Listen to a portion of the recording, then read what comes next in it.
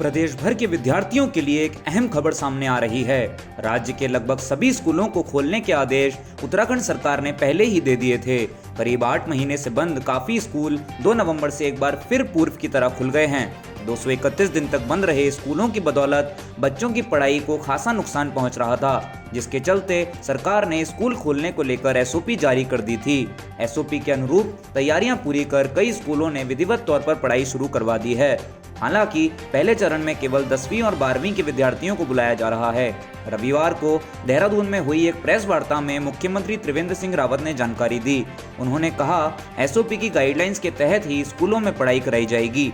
CM Rawat ने बताया कि सभी स्कूलों को कोविड नियमों का कड़े रूप से पालन करने की हिदायत दी गई है। उन्होंने बताया कि सरकार की प्राथमिकता में फिलहाल 10वीं और 12वीं के बोर्ड परीक्षाओं में शामिल होने वाले विद्यार्थी सबसे आगे हैं। सरकार के निर्देशों के बाद नैनीताल जिले में भी खुले सरकारी स्कूल। जिले में 8 महीने बाद खुले 189 सरकारी स्कूल। फिलहाल 10वीं और 12वीं के बच्चों के लिए खुले स्कूलों में दोनों कक्षाओं के विद्यार्थियों को अलग अलग समय पर समस्त नियमों के तहत बुलाया जाएगा। वहीं दूसरी तरफ प्राइवेट स्कूलों ने सरकार से कुछ और वक्त की मांग की है।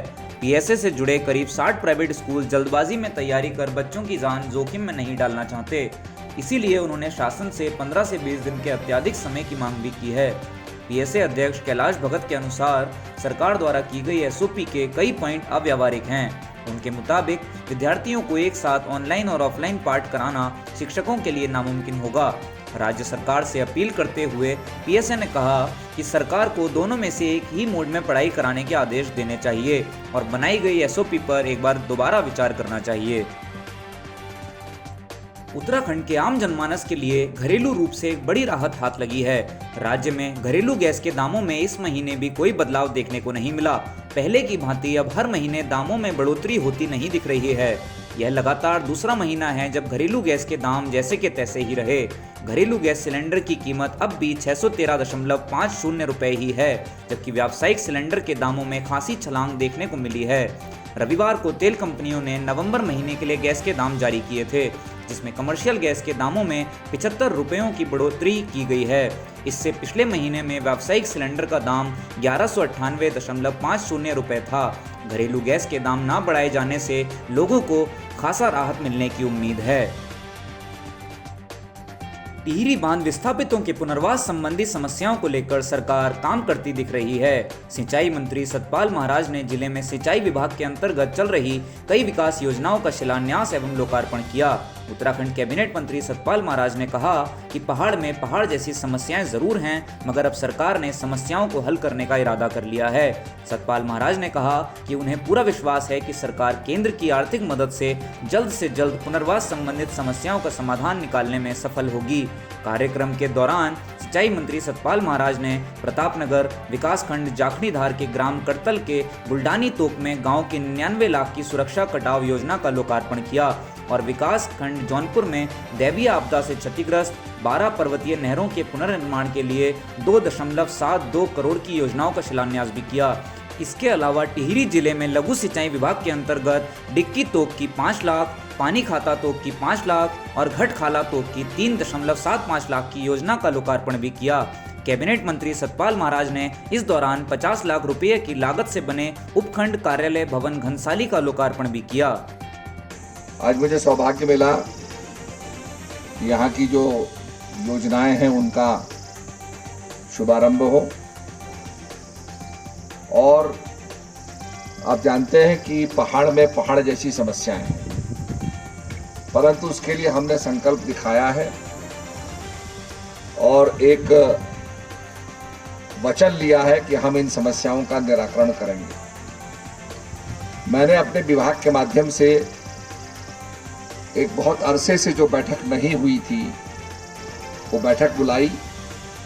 उसमें मेंबर ऑफ पार्लियामेंट सारे विधायकों को लेकर के और सारी जो समस्याएं हैं जिसको हमारे विधायक विधानसभा में उठाते रहते थे, बार बार वो समस्याओं को उठाते थे। 415 परिवारों के विस्थापन की समस्या थी और उसके लिए टीएचडीसी कोर्ट गया हुआ है और वो मामला लटका हुआ था। तो हम लोगों ने ये तय किया कि कमेटी बनेगी कमिश्नर की अध्यक्षता में कमेटी बनेगी। उस कमेटी की बैठक 5 तारीख को है। उसके अंदर जो इश्यूज हमारे THDC से जुड़े हुए हैं, राज्य से जुड़े हुए हैं, विस्थापन से जुड़े हुए हैं, उनका निराकरण किया जाएगा।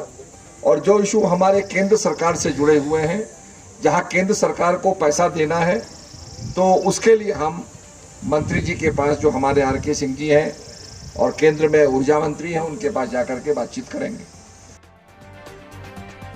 राज्यसभा की एक सीट के लिए एकमात्र दावेदार भाजपा प्रत्याशी नरेश बंसल सोमवार को निर्विरोध निर्वाचित घोषित किए गए हैं।